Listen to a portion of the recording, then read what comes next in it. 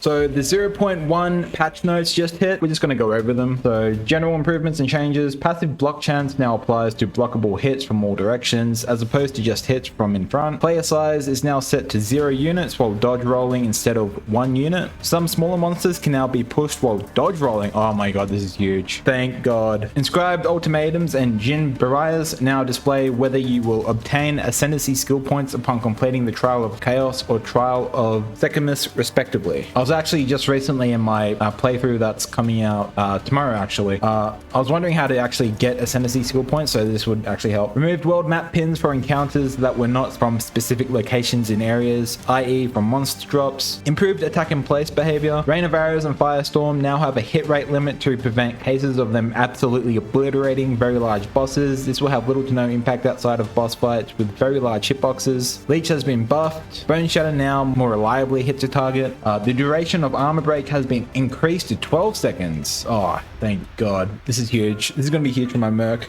To improve performance, Incinerate now creates circular areas of ignited ground instead of segments. Added control click shortcut to open currency exchange at the appropriate NPCs. This is good. Nice quality of life.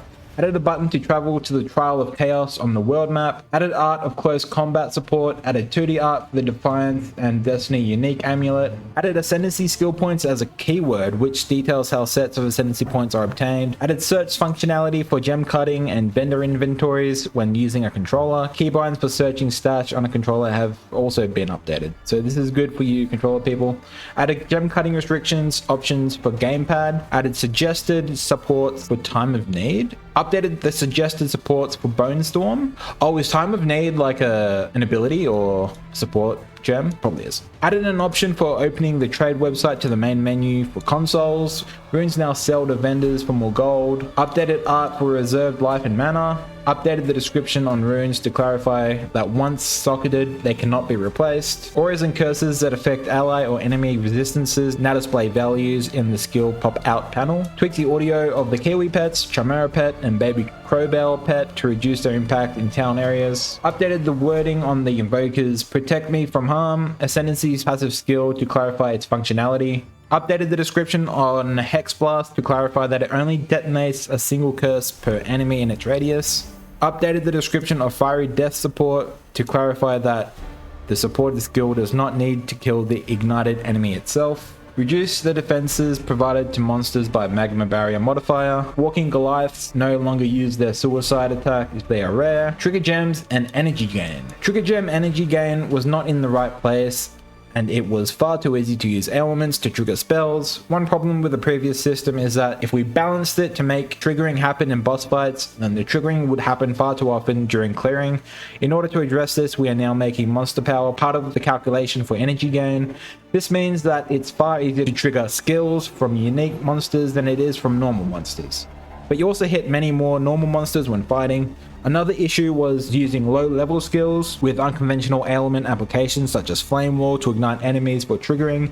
In order to make the source of ignite matter, we are making the energy gain be dependent on the strength of the ignite. We also rebalanced all energy gain across the board. Ultimatum changes generally improved balance across the board with ultimatum monsters, bosses, and modifiers, mostly targeting outliers that were too difficult and bringing them in line. The monster density of ultimatum encounters has been made more consistent. Stormcaller runes, blood globules, heart tethers, and impending dome rings no longer spawn while a player is on a lift or near the altars in the Val Soul core room. Fixed a bug where player minions could get stuck at the top of the lift in the Trial of Chaos. Now these are all just bug fixes. We'll go through them real quick. Fixed a bug which caused enemies to be primed for stun or electrocute earlier than intended while in a party. Fixed a bug where Gremlin Legionnaires with the integrated efficiency ascendancy passive skill allocated could lose their 3 additional skill slots if they were empty when entering a new area. Fixed a bug with a party member reviving when using WASD input where you could revive party members from too far away. Fixed a bug where waystones found have a chance to be higher tier on the Atlas passive tree wasn't working. Fixed a bug where the audio mix settings was not being remembered when restarting the game. Fixed a bug where one of the small passive skills in the Flesh Caster cluster was not connected to the Notable's passive skill. It is possible for your passive skill tree to be reset if you had this cluster allocated. Apologies. Fixed a bug where you could not open a portal in the riverbank in cruel difficulty. Fixed a bug where some of the Zalmarath, the Colossus skills could persist after their death.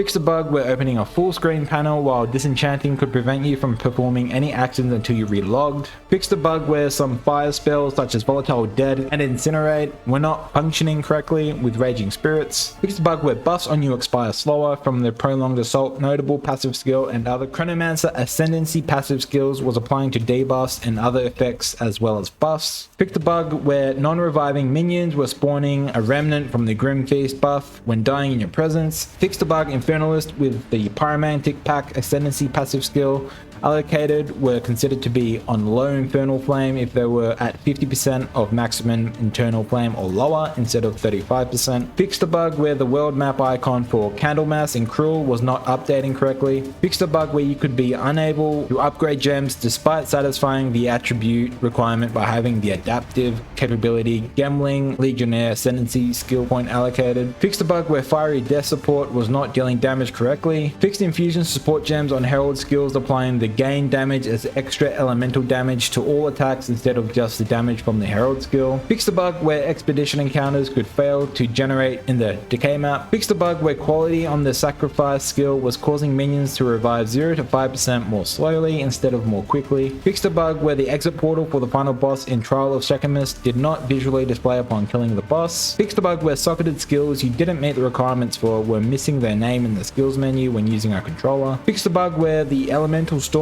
skill granted by the Stormweaver's Tempest Caller Ascendancy passive skill could sometimes place the storm underneath you. Fixed snapshotting bug with the loads and additional bolt crossbow modifier. Fixed a bug where the contagion skill was not spreading the poison. Fixed a bug where Tempest spell could become invisible. Fixed a bug where NPCs were missing their name labels in hideouts when using a controller. Fixed a bug where signing into a guest account on PlayStation 5 could delete your friends list in-game. That's no good. Fixed the bug where you could sometimes be unable to enter your hideout on PlayStation 5. Fixed 8 instances crashes. Fixed 6 client crashes. Fixed a client crash that could occur on Xbox. Fixed 3 client crashes that could occur on PlayStation 5. And that is the 0.1 patch notes.